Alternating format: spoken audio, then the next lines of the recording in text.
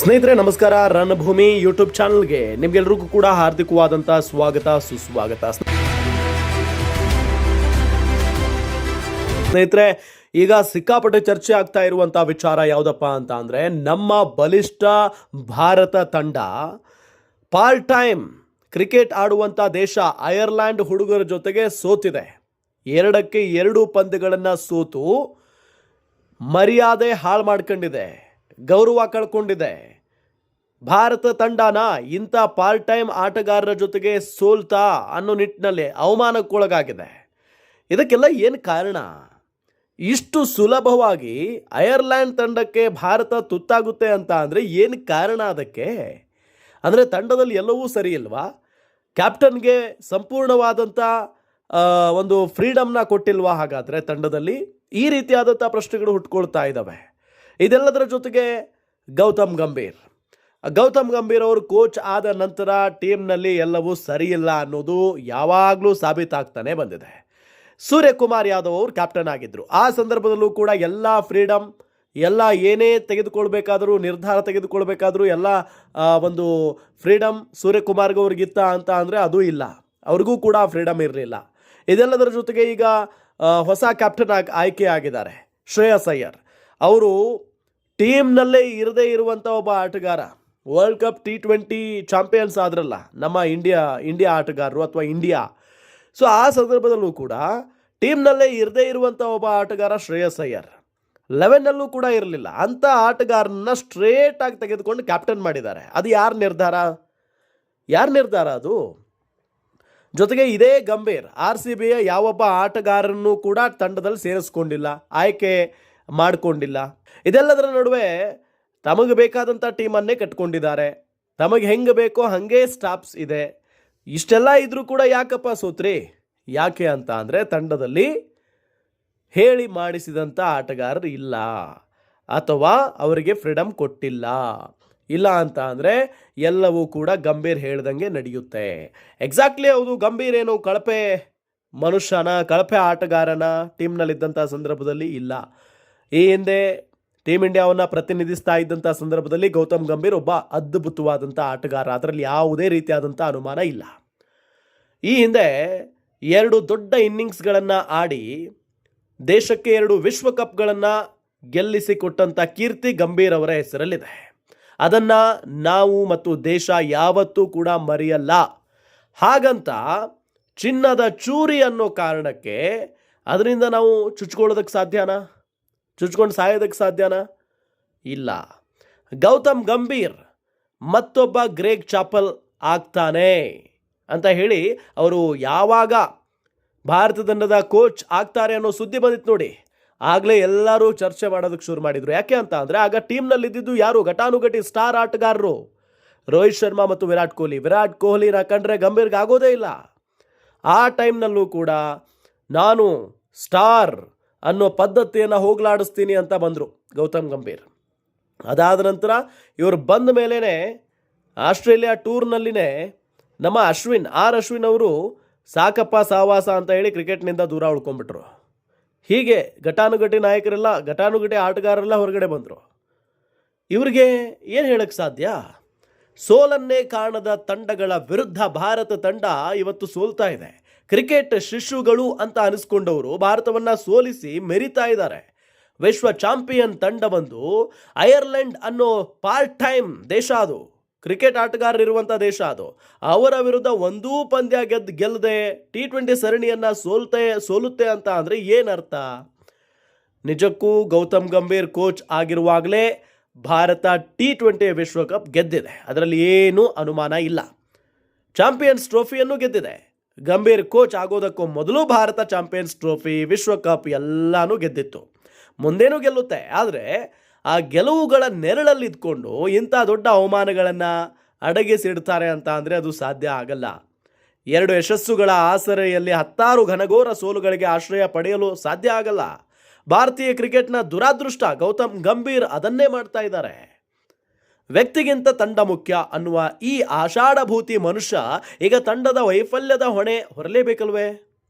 ವ್ಯಕ್ತಿಗಿಂತ ತಂಡ ಮುಖ್ಯ, ಅಂದರೆ ಯಾವಾಗಲೂ ಕೂಡ ನಮ್ಮ ದೇಶದಲ್ಲಿ ಹೆಂಗೆ ನಾವು ಸಚಿನ್ ತೆಂಡೂಲ್ಕರ್ ಅಂತ ಬಂದ್ವಿ, ಆ ಸಂದರ್ಭದಲ್ಲಿ ಈ ಗೌತಮ್ ಗಂಭೀರ್ ಏನೇ ಮಾಡಿದರೂ ಕೂಡ ಇವರನ್ನು ನೆನೆಸ್ಕೊಳ್ಳಿಲ್ಲ ಅಂತ ಅಂದರೆ ಆಗ ಸಚಿನ್ ಯುಗ.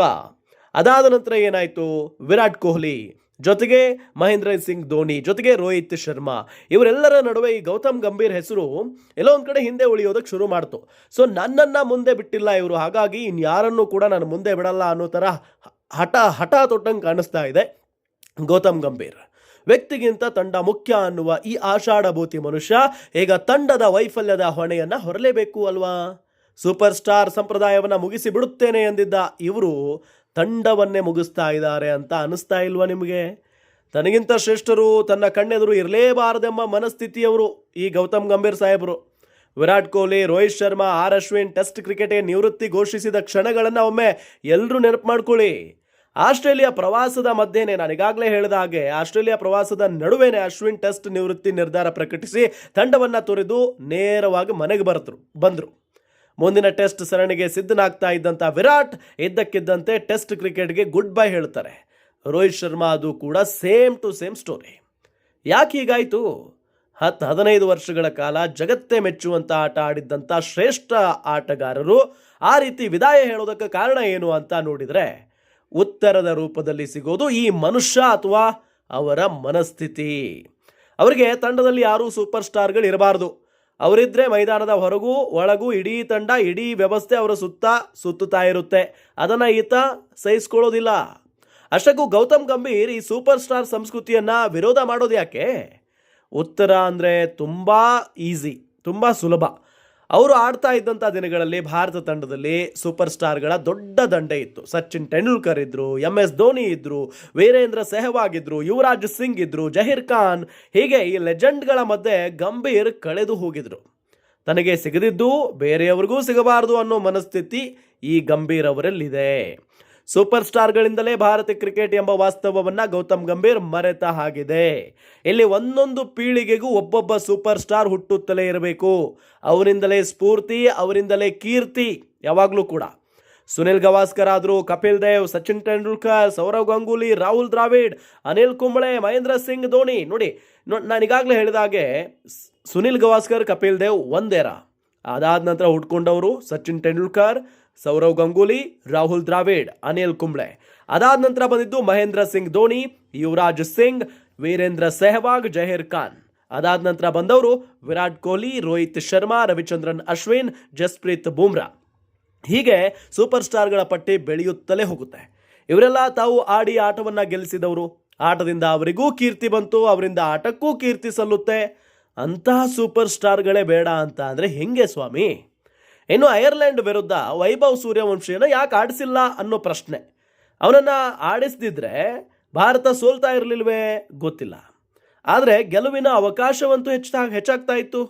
ಈ ಹುಡುಗ ಅದ್ಭುತ ಲಯದಲ್ಲಿದ್ದಾನೆ. ಸಿಕ್ಕಾಪಟ್ಟೆ ದೊಡ್ಡ ದೊಡ್ಡ ಶಾಟ್ಗಳನ್ನು ಹೊಡಿತಾನೆ, ದೊಡ್ಡ ದೊಡ್ಡ ಸಿಕ್ಸರ್ಗಳನ್ನು ಚಚ್ಚುತ್ತಾನೆ.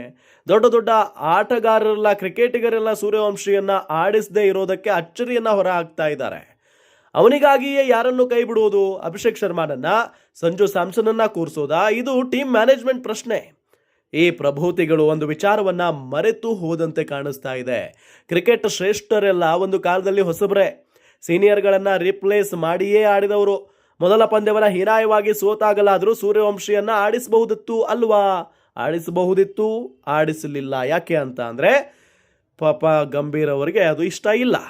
ಗೌತಮ್ ಗಂಭೀರ್ ಅವರ ಕೋಚಿಂಗ್ ಅವಧಿಯಲ್ಲಿ ಭಾರತ ತಂಡ ಎಷ್ಟು ಸೋಲುಗಳನ್ನು ಅನುಭವಿಸಿದೆ ಅಂತ ಹೇಳಿ ಇನ್ನೊಂದು ವಿಡಿಯೋ ಮಾಡ್ತೀನಿ. ಬಟ್ ಈ ಒಂದು ವಿಡಿಯೋದಲ್ಲಿ ನಾನು ಹೇಳೋದಿಷ್ಟೇ, ಗೌತಮ್ ಗಂಭೀರ್ ತಮ್ಮ ಈಗೋ ಬಿಡದೆ ಹೋದರೆ ಟೀಮ್ ಸಂಪೂರ್ಣವಾಗಿ ಹಾಳಾಗಿ ಹೋಗೋದ್ರಲ್ಲಿ ಅನುಮಾನನೇ ಇಲ್ಲ.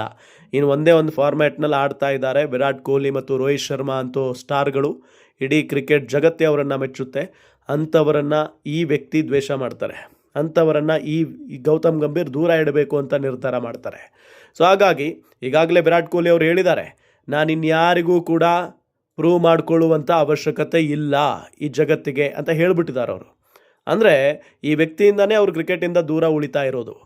ಸೊ ಹಾಗಾಗಿ ಇನ್ನೆಷ್ಟು ದಿನ ಅವರು ಆಡ್ತಾರೆ, ಈ ವ್ಯಕ್ತಿ ಇನ್ನೆಷ್ಟು ದಿನ ಈ ಕೋಚಿಂಗ್ ಸ್ಟಾಫಲ್ಲಿ ಇರ್ತಾರೆ ಅನ್ನೋದೊಂದು ಪ್ರಶ್ನೆ.